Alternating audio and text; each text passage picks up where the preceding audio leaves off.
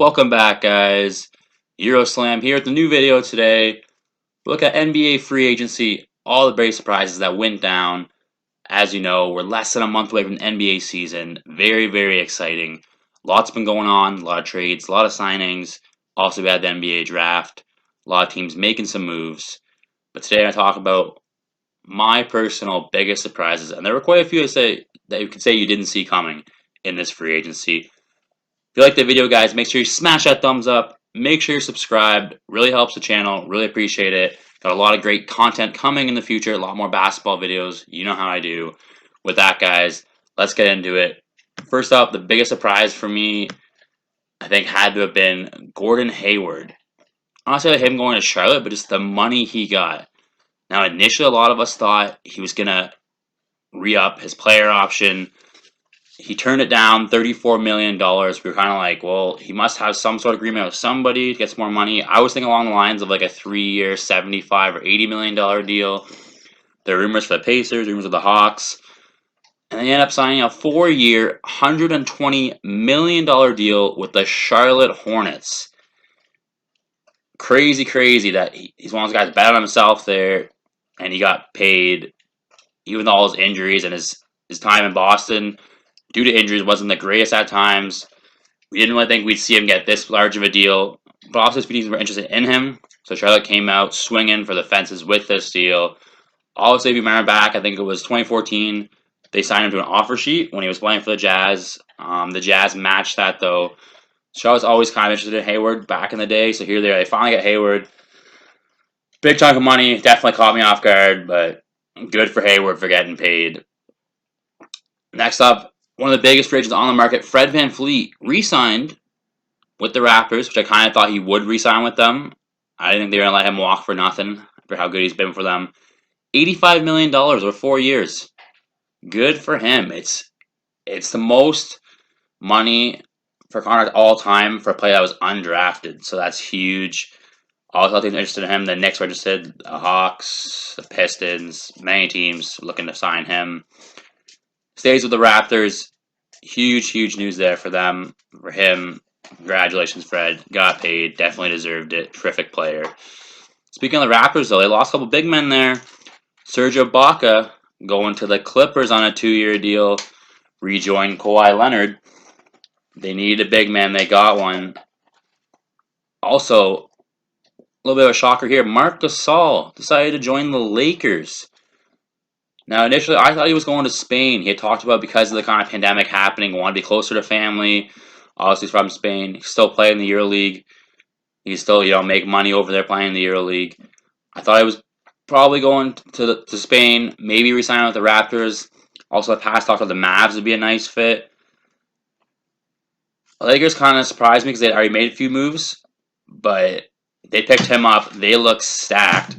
Obviously, the other big move they made was signing free agent Montrezl Harrell, which really caught me off guard as well. I was super shocked when I saw that. He signed a 2-year deal and it was $19 million. They used their mid-level exception, I believe it was. Also grabbing Wes Matthews on a cheap deal as well. So Lakers look stacked, especially after they acquired Dennis Schroeder. This team's looking like they're going to repeat. They're going to be a hard team to beat in the West, in the NBA in general.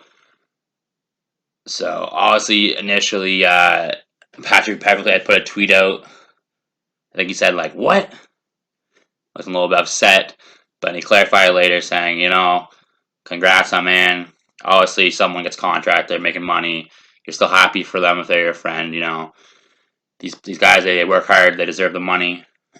And it's interesting, but joining the rivalry LA team, definitely a bit of a shock, bit of stun for the Clippers there. Next guy, Danilo Gallinari, decided to sign with the Hawks on a 3-year, $61 million deal. Now, Hawks have quietly made some nice moves here. They also signed Bogdanovic after his deal fell apart with the Bucks there, which that right there in itself was a huge surprise for me, a huge shock. I thought that the Bucks making those moves was huge for them. They had really one of the best starting fives in the NBA making those moves. And Bogdanovic said, no, I never agreed to that. I want to be a free agent. And that deal fell apart. Absolute mess right there. The league is investigating it, see what happened. There's some tampering and whatnot. But Bogdanovic has decided to join the Hawks on a 4-year, $74 million deal. Kings did not match it, which is a bit of a surprise too because they're letting him walk for nothing. I'm surprised they didn't match it. At least he's a good young player. If you didn't like him, then trade him at the deadline. You're going to get pieces for him. I was definitely surprised by that. But good for the Hawks. They got a nice starting five now with Trae Young. They got Collins. They got Bogdanovic. They added Gallinari to play the 4, and obviously at 5, they got Capella that acquired a trade last season. It's a nice starting 5. I don't know how deep their bench is going to be, but they'll be making a run for the playoffs. Looks like they could fight for that 7th or 8th spot, so we'll see how that plays out. Watch out for them. Now, Dwight Howard being Dwight Howard, another boneheaded thing he did, he put a tweet out basically saying, run it back, coming back to the Lakers. And immediately, like a minute later, deleted it.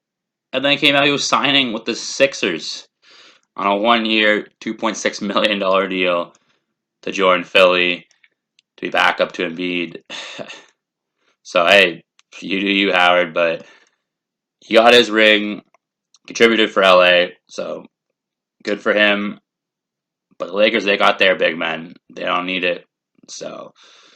But yeah, guys, those are my biggest surprises so far. I don't know how many other big surprises there'll be. There's a few free agents left out there. Whiteside's out there, a few others. Cousins are signed with Houston. I don't know how much of an impact he'll have, though, depending on how healthy he is. But yeah, most of the free agents have signed now. There's a few little sleepers out there. A lot of these guys went to teams I didn't expect them to go to, so that was kind of interesting. We'll see how season plays out.